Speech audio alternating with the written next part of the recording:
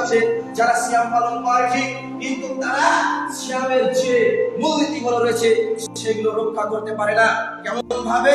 আপনি দেখবেন আজকে বর্তমান সময়ে যুব সমাজ তারা সিয়াম পালন করছে, অনেক বন্ধ করেছে, তাই সেও করছে, কিন্তু জানে না যে সিয়াম পালন করতে হয় একমাত্র আল্লাহ সুবহানাহু ওয়া তাআলাকে খুশি করার উদ্দেশ্যে।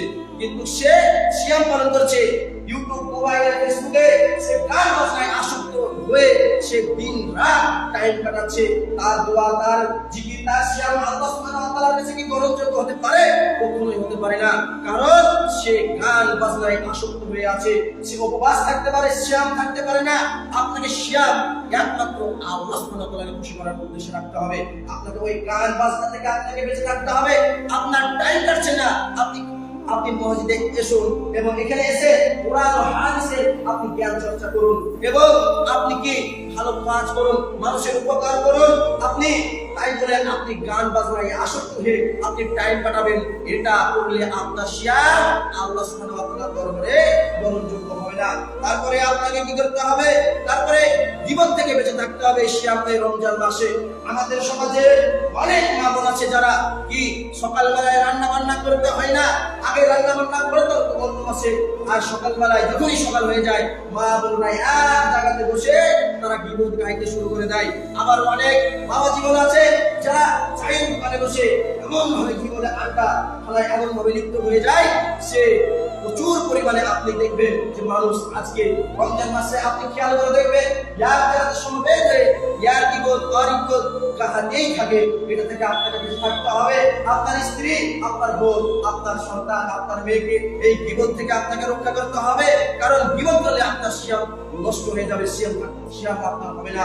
গীবত করলে আপনার রোজা হবে না, আপনাকে গীবত থেকে বেঁচে থাকতে হবে। তারপরে আপনাকে কি? তারপরে আপনাকে ওজন, আমাদের রমজান মাসে অনেক ব্যবসায়ী আছে, সম্পদকে আত্মসাৎ করা যাবে না, কোন মানুষের সম্পদকে আত্মসাৎ করা যাবে না।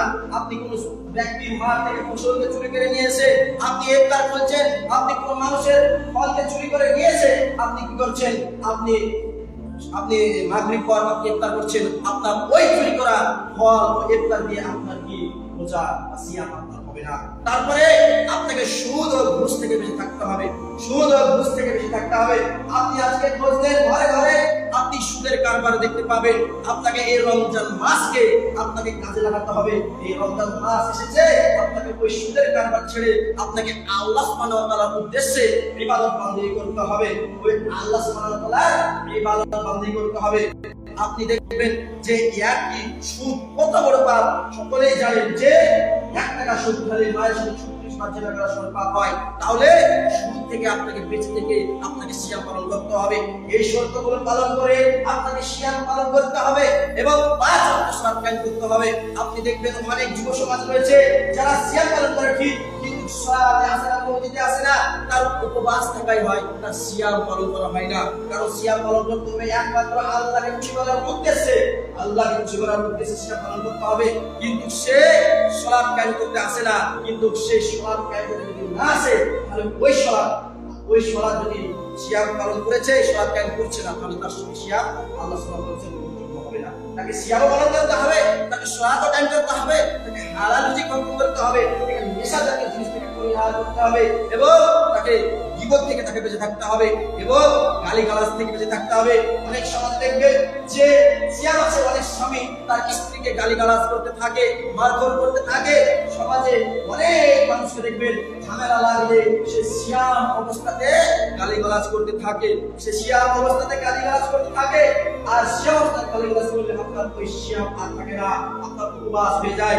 তাই আপনাকে গালিগালাজ থেকে আপনাকে বেঁচে থাকতে হবে, আপনাকে সুদ ঘুষ থেকে বেঁচে থাকতে হবে। তবে আপনি ওই রাইহান নামক দরজা দিয়ে আপনি প্রবেশ করতে পারবেন। তবে আপনি এই জিনিসগুলো যেগুলো বললাম এইগুলো যদি থাকতে পারে, তবে আপনার কি আল্লাহ সুবহানাহু ওয়া তাআলা আপনাকে ওই রাইহান নামক দরজা দিয়ে আপনাকে প্রবেশ করাবেন। তারপরে কি বলছে? ফি জান্নাতি সাবআনিয়াতি, জান্নাতের যে 8টি, জান্নাতের যে 8টি দরজা রয়েছে, এই দরজাগুলোর মধ্যে যে কোনো দরজা দিয়ে মানুষ প্রবেশ করতে পারে, ইল্লা একটি দরজা ব্যতীত, কি? ওরা হচ্ছে রাইহান নামক দরজা। ওই রাইহান নামক দরজা দিয়ে একমাত্র ব্যক্তি প্রবেশ করতে পারে সে কে? যারা সিয়াম পালন করবে। তাই আমাদেরকে ওই একটি দরজা লাভ করতে হলে আপনাকে সিয়াম পালন করতে হবে। আর যেগুলি বললাম এইগুলিকে আপনাকে বেঁচে থাকতে হবে, তবে আপনি ওই রাইজান নামক দরজা দিয়ে প্রবেশ করতে পারবেন। তারপরে কি বলছে, একজন ব্যক্তি যদি সিয়াম পালন করে, সিয়াম থাকা অবস্থায় যদি কোনো ব্যক্তি দিন ও ইসলামের উদ্দেশ্যে সফর করে এবং আল্লাহ সুবহানাহু ওয়া তাআলা সেই ব্যক্তির জন্য জাহান্নামের পথকে ৭০,০০০ করে সরিয়ে দেয়, তাহলে কত বড় আমার আল্লাহ সুবহানাহু ওয়া তাআলা যে একজন ব্যক্তি আল্লাহ সুবহানাহু ওয়া তাআলার উদ্দেশ্যে যদি সিয়াম পালন করে, আল্লাহ সুবহানাহু ওয়া তাআলা ওই ব্যক্তি দিন ও ইসলামের খিদমতের উদ্দেশ্যে, সে দিনের জ্ঞান চর্চার উদ্দেশ্যে সফর করছে, বা জিহাদকারী ব্যক্তি, এই দুই ব্যক্তি যদি আল্লাহ সুবহানাহু ওয়া তাআলার উদ্দেশ্যে সিয়াম পালন করে, আল্লাহ সুবহানাহু ওয়া তাআলা থেকে জাহান্নামের পথকে ৭০,০০০ বছর দূরে সরিয়ে দিবে। তাহলে কত হয় আল্লাহ সুবহানাহু ওয়া তাআলা আমাদেরকে এই মাহে রমজানে দিয়েছে। তাহলে এই মাহে রমজান থেকে আমাদেরকে কাজে লাগাতে হবে এবং উপকৃত হতে হবে, না হলে আমরা হতভাগা হয়ে যাব। আমাদের এই মাহে রমজানকে কাজে লাগাতে হবে।